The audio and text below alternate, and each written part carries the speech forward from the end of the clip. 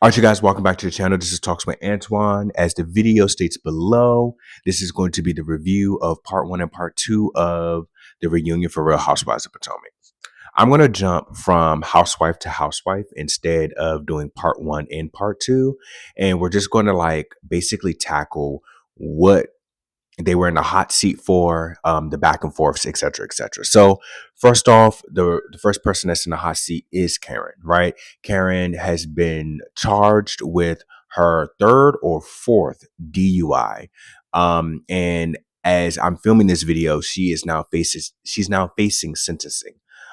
She has since checked herself into a rehab program, and she on social media they've released that she had asked the judge for some leniency, as you know, she took on a leadership role of Real Housewives of Potomac, and how she's grieving her parents' death, and it's just been a lot on her plate. She was also mixing the alcohol with antidepressants. Um, and she's just asking for a bit of grace when it comes to this. I see if this was her first DUI. However, by this being her third or fourth DUI, I am not sure how lenient they're actually going to be when it comes to this situation. Um, hmm. I In my personal opinion, I don't see Karen doing jail time. I see her being put on probation. I also am unsure if Bravo's going to invite her back next season.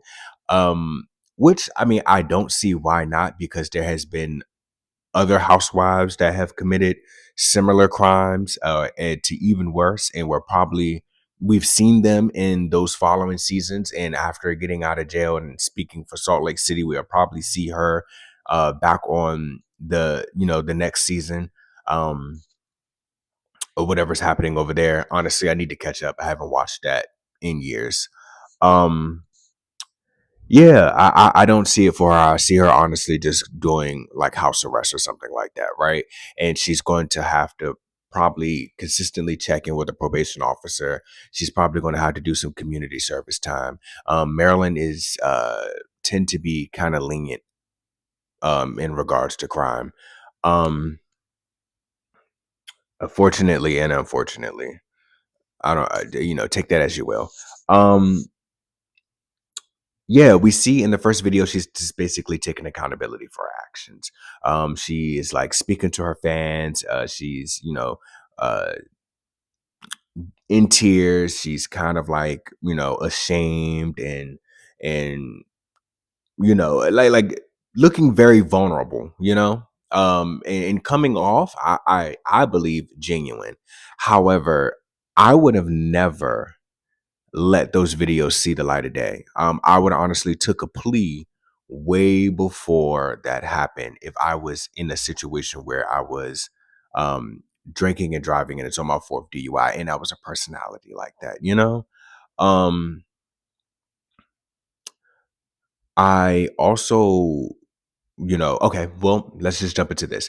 The second video, we see in the first part of the reunion, she is now doing basically like shout outs, right? She's like honoring Giselle for having her back. I think we see her honor Kay. We see her, pull Andy into this as well. All the people that has supported her, which is really interesting because Wendy wasn't included in that video, like wasn't mentioned. And Andy asked, "Well, do you feel a type of way?" And she was just like, "Well, I'm just not going to make this about me. Like, despite how I'm feeling, ultimately, this is about her and what she's going through." I don't believe none of the ladies buy any of what Karen is doing. One of the things that was mentioned on stage by Wendy is, "Do you believe that she's just doing this to lessen the blow of, her sentencing?" And Giselle was like, "Who wouldn't?" Honestly, like, who wouldn't do as much as possible to minimize, the repercussions of their actions, and ultimately being proactive, right? But that also goes into this. They also state that the rehab program that she's in is more like a luxury retreat and not necessarily a rehab program. Now, I'm not going to get into the weeds about that because the more money you have, the more luxurious these things become. And that's just kind of the way it is, right? Your rehab center, if you're a recovering drug addict and homeless, it's not going to be the same luxury and hand and foot, service you're going to get if you were a multimillionaire and had those same issues. That's just not the way this works, right? Um, Continuing on with the Karen situation, I Giselle was right. And it was really hard for me to say that, right? Giselle has been saying for years that, you know, Karen did not particularly care for Wendy. And that she has been basically like trying to sabotage her career behind her back. She's been talking ill of her behind her back. And we see the first season that Wendy comes on the show, like Karen immediately like had something against her. So Giselle to be right all along, I feel like everybody kind of ignored it because Giselle oftentimes get a lot of hate because of her own personality. And coming into that, she is a Virgo. Personally, me, hate him. Never met a female Virgo that wasn't calculated. Never met a female Virgo that wasn't a fucking liar. Never met a female Virgo that wasn't a manipulator. And I'm currently going through that with my own family, which is a whole nother video for a whole nother time.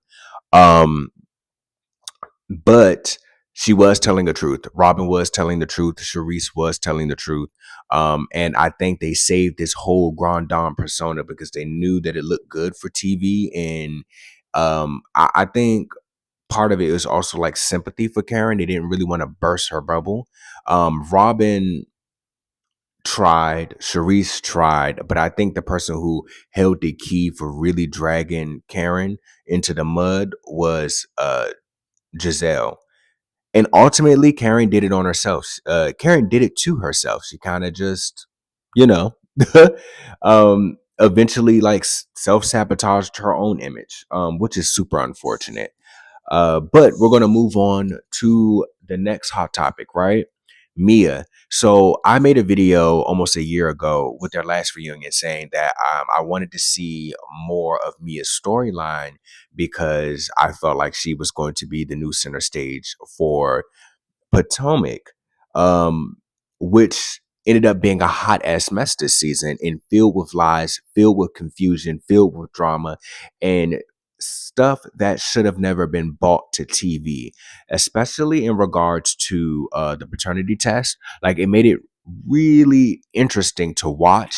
However, it was also painful at the same time because you know that her children will eventually look back on this.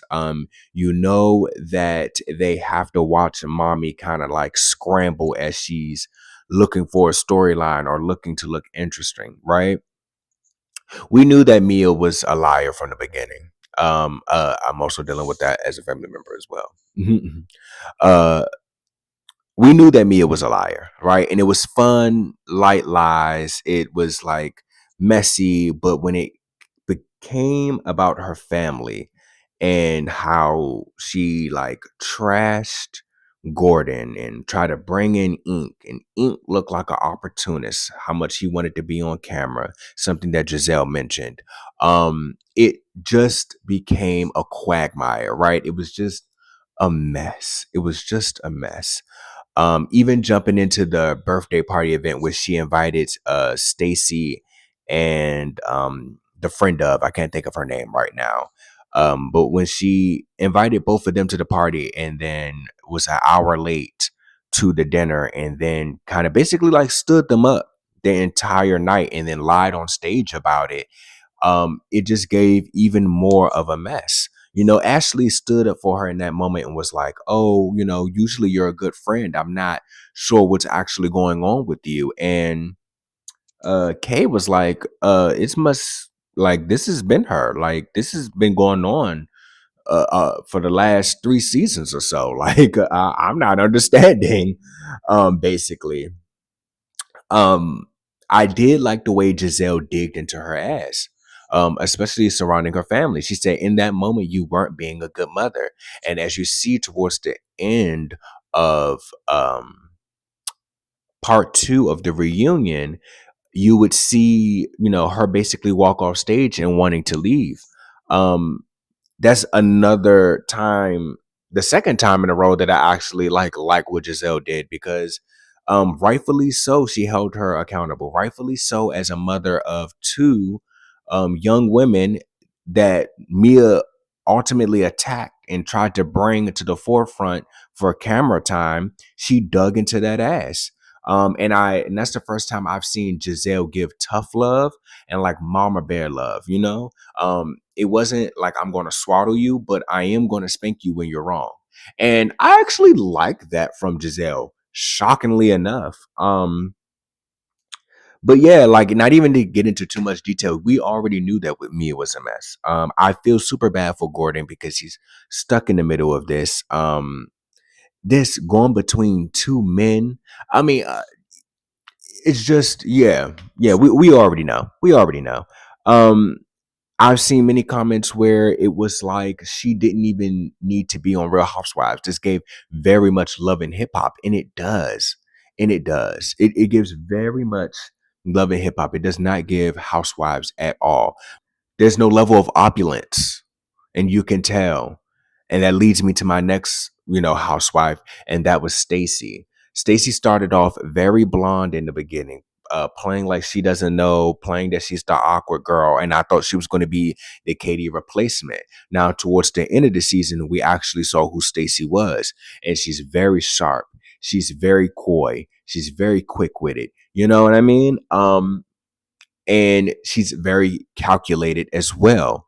Um, I like that about her. I'd rather see that Stacy than to see the Stacy that we got in the beginning. And to speak on them not having that level of income, I don't think nobody peeped that she, said that she wasn't able to film in her house, right? So she got this crash pad. I think that crash pad was an Airbnb that they had rented for the sake of filming. When her and TJ had that filming scene, I forgot which episode it was. Y'all go back and look. They had made pizza out that little ass oven, put the pizza directly on the countertop with nothing underneath it, had a Huggy Juice in the background, and that's what they poured into the wine glass, and had that little ass pizza to share and fucking Huggy Juice and wine glasses as a goddamn scene. And I'm like, this is what we're talking about, where it's giving the broke franchise, because I haven't seen any of the other girls struggle like that. Um, yeah, I that shit threw me off. Her and her relationship with TJ, we all knew that wasn't a thing. First off, I thought that man was a sister. You know what I mean? I didn't even know. I thought that was the gay addition that they bring on to every housewife, where you have that gay best friend. Um, one of the things that Wendy ended up clocking, it was like, okay, so y'all are not together. And Stacy said that, we broke up, right over the holidays. Wendy goes, so you weren't sexually active then, and y'all not sexually active now. So basically you really weren't together then, and y'all are really not together now. Like, it doesn't make that much of a difference. Now towards the end of the episode, which leads us to the part three. So I'm assuming that RHOP is having a 20 episode run in a 3-part series. That's why we didn't get a lot of the clippets.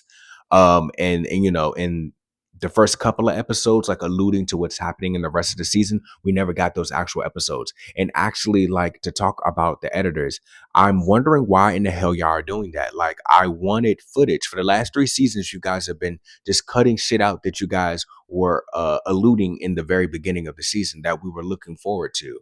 One of the prime examples was the exchange between Ashley and her goddamn uncle. We never got that scene. We only got the clip of it, and it kind of pissed me off. But jumping back into, the subject here, um, whatever Wendy got on her phone that Eddie has sent to her about TJ after he got off that FaceTime call is what's going to be the hot topic for Stacy. Which is also a good thing for Stacy, because that means that Stacy's here to stay. That means Stacy made a impact to where she's going to be likable to come back. And I like that for her. I like her better than the other Ineka girl because that was a crazy. I don't know what the fuck that was about, and I don't know why they tried to add her.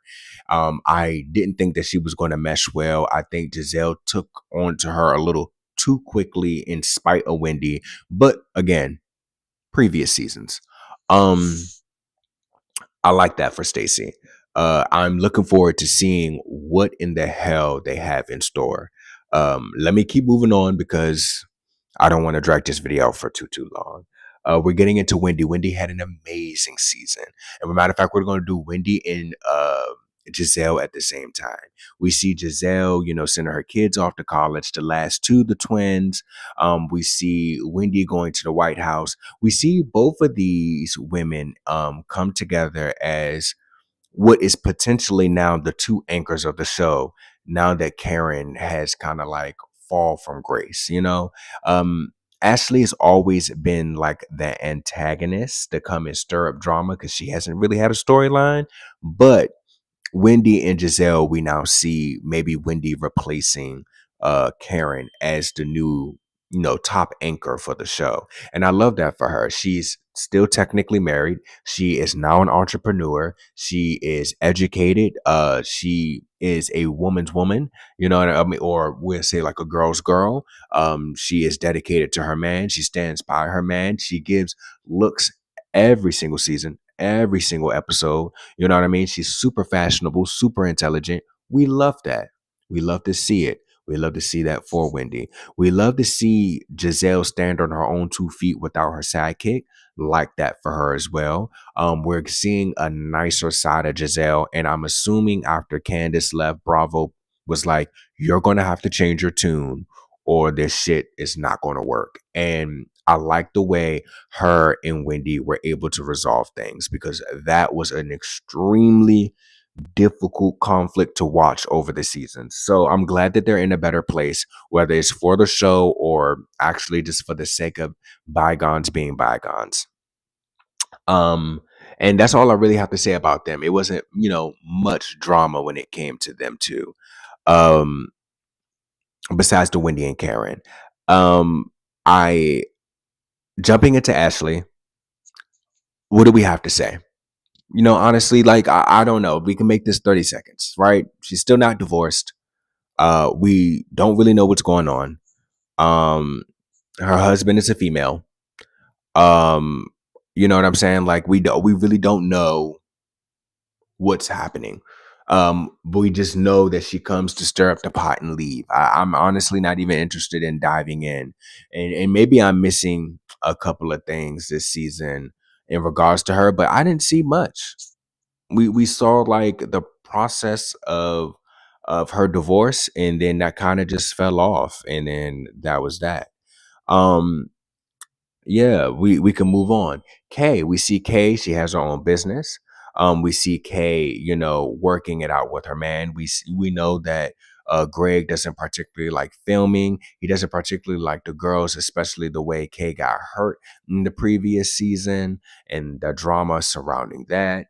And she talks about the transition being extremely tough, from going from a friend of to an actual housewife for him.